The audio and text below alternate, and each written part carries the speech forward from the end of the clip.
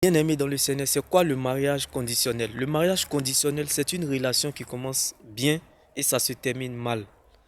Comme l'histoire d'Abraham. Quand tu es trop pressé, Dieu enlève pour toi au feu pour te servir. C'est cuit ou pas, c'est ton problème. Et aussi, à l'arrêt, quand tu attends un bus et que le bus que tu n'attendais pas arrive, tu es pressé, tu montes. Et lorsque tu montes, c'est là le bus que tu attendais arrive par derrière. Mais tu ne peux plus descendre. Le bus accélère et t'emmène au terminus. Alors bien-aimé, ma prière pour toi en ce jour, que Dieu prenne la forme de ce qui te manque. Quand Dieu prend le risque de patienter en te voyant changer, toi aussi prends le risque de patienter en voyant Dieu changer la situation. Car quand Dieu prend ce qui t'appartient, confie à son bon petit le temps, sois sage et patient, car le temps finira par te donner ce qui te revient.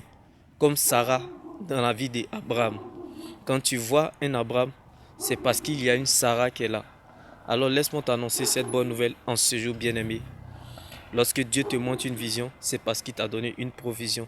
La parole de Dieu est notre position. Bien-aimé, c'est quoi le mariage parfait? Le mariage parfait, c'est une relation qui commence très mal et ça finit très bien.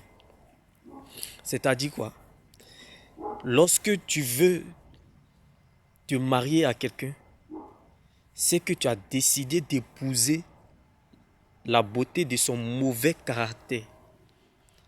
Lorsque tu veux te marier à quelqu'un, c'est que tu as décidé d'épouser la beauté de sa vieillesse. Car Sarah était stérile. Sarah ne pouvait pas enfanter. Sarah se plaignait. Sarah était un peu dégoûtante.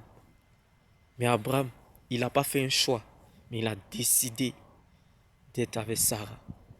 Donc sache que le mariage parfait, c'est une relation qui commence très mal et ça finit très bien. Donc si tu es dans une relation qui commence très mal, sache que ça va finir très bien.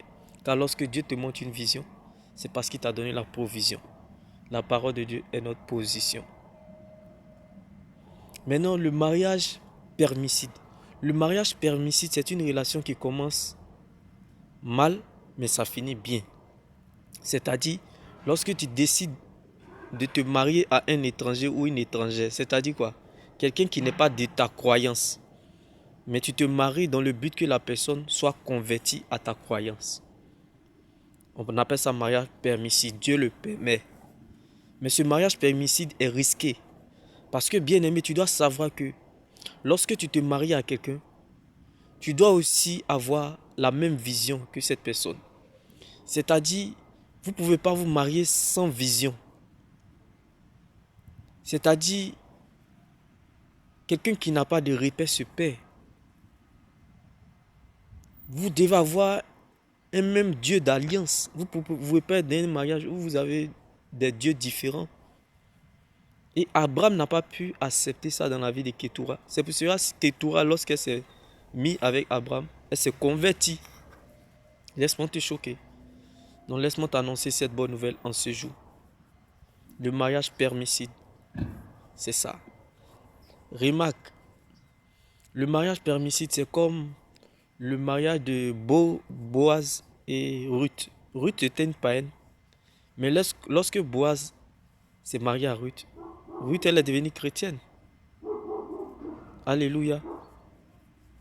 Donc, bien aimé,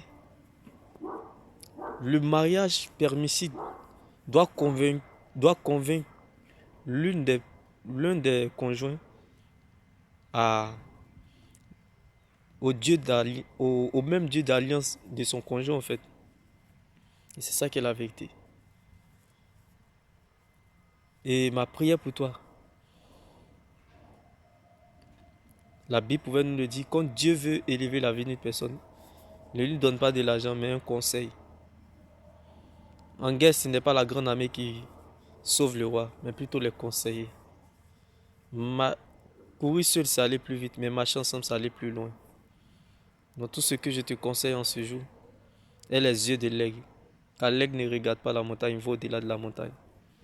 Prêcher fait à soi, mais avoir les yeux ouverts permet de voir au-delà de nos limites.